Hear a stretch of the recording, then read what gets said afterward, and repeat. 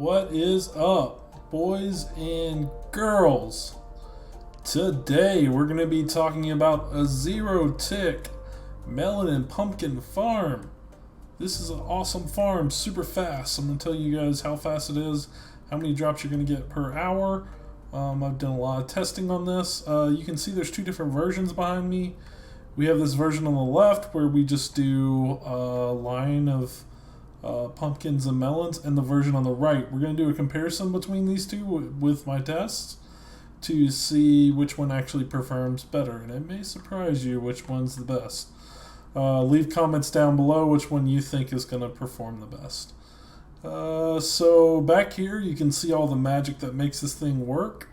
You're going to need some redstone, you're going to need some repeaters, you're going to need some sticky pistons as well as some pistons to make this thing work. And how does this work? So right now there's a mechanic.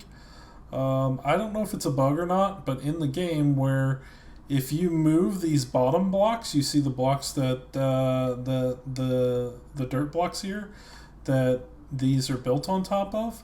If you move those when you come into a loading chunk area, so you can load 4 chunks at a time, simulation distance. So when you load those, move those, and then go immediately back out, then the vines that are on here actually won't break, but they will produce their fruit. So they'll produce a pumpkin or a watermelon. So this is gonna, every time we go in and out of this ticking area and we push these bottom blocks, these dirt blocks, it's gonna cause a plant to grow. So that's how we get super fast rates on this. And then up top we just have a piston behind each of these melons or pumpkins that extends on our way out of the chunk and then breaks the pumpkins. They fall into this water source with some ice and then flow out into the middle. So if you may have seen this on other channels. I got this specific redstone repeater design from SilentWisper's channel. So if you want to, go check out his channel. I'm not going to go over the part of setting up this this rail line here. Basically, all it is, it's a little hard to see with this texture pack. Actually, I can turn the texture pack off for you guys so we can see this a lot better. I was just using the chunk alignment to align these things. So I'll tell you what, give me 1 minute and I will turn off this texture pack and I'll come back so I can better explain this part to you guys. Okay, so we've removed the texture pack, but you saw with the texture pack that there's 4 chunks, and then this part is built on the edge of a chunk. So right here, where this line is right here, this is the edge of a chunk. So chunk ends there, right there, and a new chunk starts here. So we'll turn back on the pack in a second when we go back to build this next module. But for now, I wanted to show you this part. So this is all built from SilentWisper's video. So basically all it is a powered rail with a detector rail here. And then, actually, you know what? I think I messed this part up. There should be something power in this rail too, but it really doesn't matter. It still works. But I would say go ahead and grab yourself. Let's grab ourselves a rail here and a redstone block. That way we can fix this up real quick. But I encourage you guys to go watch SilentWisper's zero-tick videos. That way you can see how all this redstone works, and he explains it a lot better than I'm going to explain it in this video. So definitely take the time, and I'll probably even link his video down in the description. But please take a look at his video. Thank you so much to Silent for showing us this awesome trick that we can use to farm a lot of different things. So the one thing he hasn't done on his channel yet is a melon and pumpkin farm, so I'm going to show you guys how to do that right now. So basically how this works is when you go over this detector rail, it's going to detect these 2 lines of redstone, and the left line goes to the top to break the plants, and then the bottom line right here goes to the bottom, set on certain ticks here, I'll do a slow span here so maybe you can see the ticks. I'm not going to say them out loud because I don't want to take the fire away from Silent's video. Please go take a look and he will explain all this much better. I did have to do mine this way where I had to put retainers straight into these blocks because of the setup to make this one work. But I'll show you that when I build another module of this. And then, yeah, so that's pretty much all there is to the redstone. Then we have these big lines of basically troughs of water sources with ice and some hoppers into chests. So that's how we're collecting all of our items. And you can see we got a lot of different chests, but you do have to make this 4 chunks long. This middle area should be 4 chunks long, and then your pistons should be on the edge of that 4-point chunk with the dirt on this side that your plants are going to be on. So your pistons are going to be here, and your dirt's going to be right here. So that's how we're going to build this farm. So let's talk about rates for a second. So basically I did 3-ish tests, 4 really, but we're just going to look at these 3. So you can see we get about almost a shocker box full of pumpkins. We get melons, 3 shocker boxes full of melons, or 2.5 really, 2.25. And then this test we got almost 3. This test we got 3 and some change. So you can see the rates are going to vary. It is still somewhat left up to RNG, but this test definitely helps you with the RNG side of it. And you can see, I told you I had 2 different layouts up there. You can see that the other layout is doing a lot better than this layout. Why is that? That is because there's a lot less loss on the one with only 5 plants and the separators between than there is with the one with 7 plants and no separator. This kind of helps the crops fall straight into this trough instead of kind of bouncing all over the place and maybe landing where that dirt is. So again, if you're going to build this farm, I would build the one on the right. You can build it however you like, but I'm going to show you how to build the one to the right, and we're going to build our next one to the left. The reason we can build more than one of these is because the loading allows us to do 3 next to each other, and you can even stack these on top of each other in the future if you needed more than what we're doing today. But as you can see, we're getting pretty good rates out of this every hour. If you need more than this, I don't think you would. This is pretty high rates, guys, so you're definitely going to get some good use out of this farm. So basically how you run the farm is you jump into the cart, you switch on the lever, and then you're going to be activating the farms as you switch into this chunk. So right where the edge of that, right where that detector rail is, starts the next chunk. So we're going in and out of the chunk, loading that farm and unloading that farm. So that's what the mechanic allows us to do to grow these things super fast. So if we flip this off, now we should see some stuff rolling in. Yeah, you can see we have some crops rolling in here. And then if we check our chests, we got some landing in there, and we got some landing in here. So this is going to be way faster than any pumpkin and melon farm you could ever build without this specific mechanic. So now what I'm going to do is I'm going to switch back and turn on the chunk borders again, and we're going to build our 3rd module, and I'll show you guys exactly how to build this. Alright, we're back in the world. You can see where we have our chunk borders back. We have these 4 chunks here, and this one's kind of built on the edge of these 2 chunks. So that's how we want to build ours for this next module. Again, go check out Silent's video. He has a resource pack for you to download there where you can see these chunks yourself.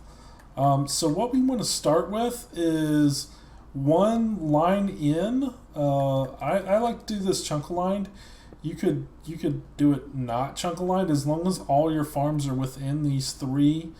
You could make this one giant module and not kind of modularize it like I did. You don't have to do that, but you do have to make sure it's within these three chunks.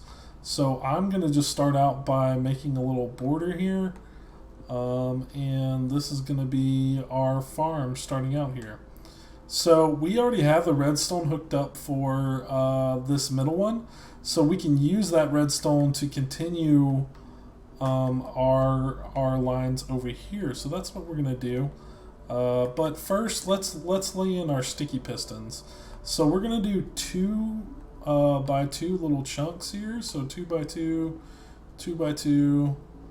We'll just put in some blocks here.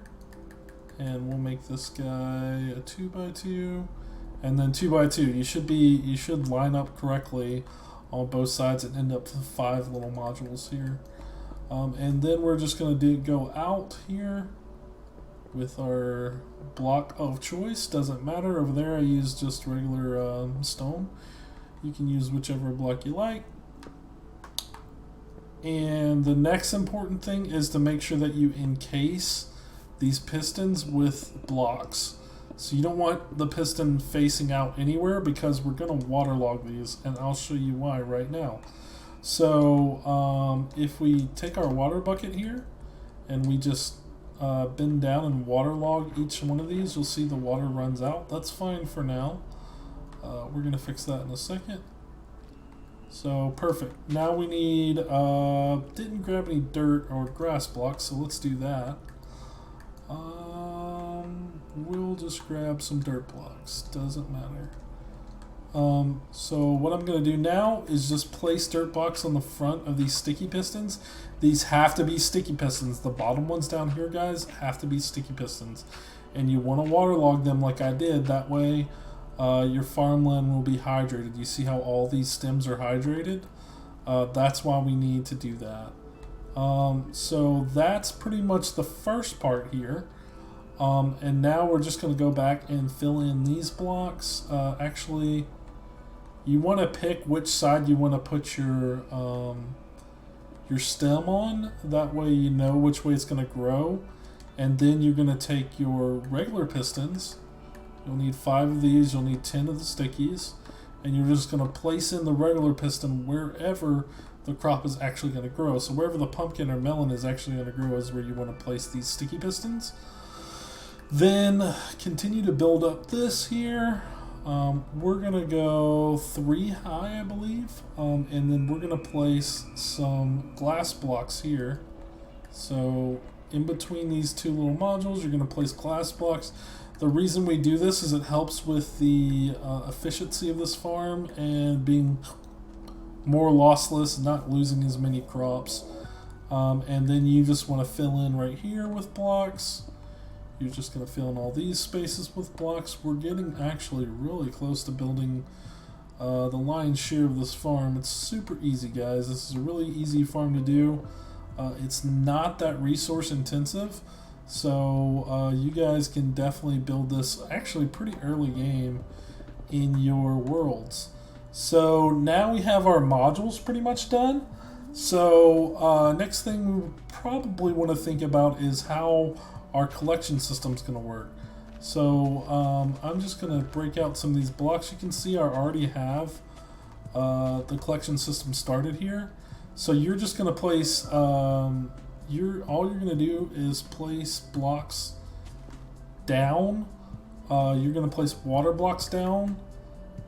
Sorry, one sec. You're going to place ice blocks down here, right here on each side. And you're going to pick a middle spot. So if you put water down, you'll see that the water flows to the middle. And there's kind of a 2 wide area here where the middle of the farm is. And you want to pick which one of those you want to be your middle. So we've already kind of picked it. We picked this part right here.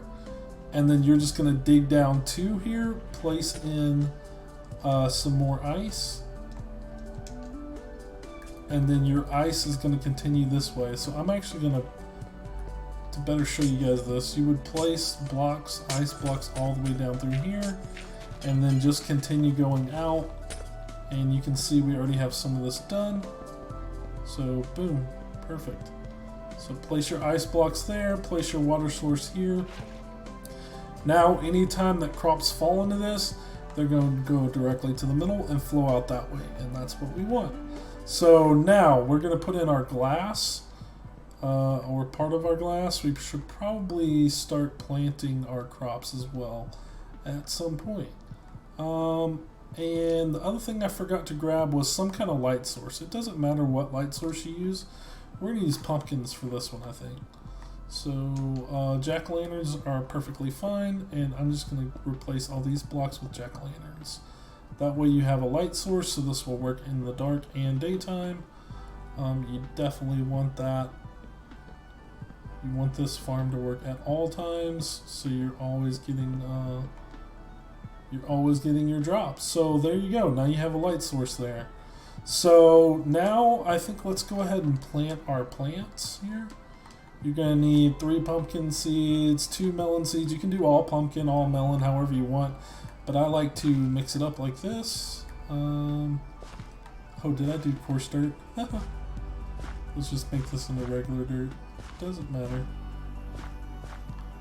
Alright, so I'm just going to do right next to each one of these. I'm going to do the one to the left. And then pumpkin, melon, pumpkin, melon, pumpkin. Perfect. And then you can take yourself some bone meal and just bone meal this up to where it'll start growing pumpkins and melons, and then you are pretty much done for the inside of this farm. So once we've done this, that'll be perfectly fine. Remember to put your glass blocks above those. Now you can see we're getting melons spawn in, so now all we have to do is finish this off with glass. So I just like to go straight down the front, finish this off with glass all the way across, all the way down, almost there, all the way across, perfect, and then perfect.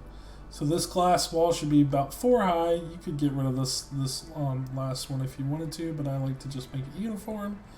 And then finish off with some glass blocks on top.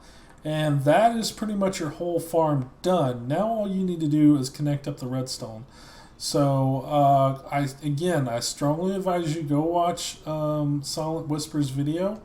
But for my version, we're going to have a bunch of repeaters and a bunch of redstones, what we need. So we've already added a repeater right here to continue our redstone line this way. So all we're going to do is go all the way down that way. And then you're going to need a repeater for each of these blocks. And I'm going to put another repeater to extend the redstone signal this way. Boom, boom, boom. Perfect. All the way out. Just on one tick for all of these. And then you're just going to connect up your redstone to each one, and that will be perfectly fine. So now, collection system. Continue your ice highway kind of all the way down this way. And you can see we already have this done here. I pretty much have this set up already for us. So what we're going to do is we're going to have some chests with some hoppers going into the chest. And I just put stone there, and then I'm going to put glass all the way down to funnel our stuff right into our collection system. So I'm going to place a sign where this water source ends, so that way the items will keep going this way. And then wherever your water source ends is where you want to put a hopper. I would put some sort of collection system wherever this water source ends. So I'm going to put a hopper into some mine. One sec. Here you go. Let me kill these items off real quick so they don't get in our way. Perfect. Alright, so we're just going to put, excuse my mismatched blocks here. We're going to put some chests here. So that way we can collect all of our drops. So just place chest in this format, and then you can put a hopper straight into there. And then when items flow over this part, we're going to add our water source here. When items flow past this point and over this hopper is going to pick up items, going to drop into this chest, and then eventually drop into this bottom chest. So that's perfect. That's what we want. We can throw in, let's see, do we have any items we can throw in? Sure. So we'll just throw in some of these blocks, and I can show you guys exactly how this works. So slide over, and then into that hopper, and then down into our system. So that is perfect. So now you want to cap off this system with another collection system, I would say. And I have multiple of these all the way down, but really two is probably enough for an hour worth. So if you only want to run this farm for an hour, and you do have to be sitting here kind of to make it work, then you probably can end up with just this one system.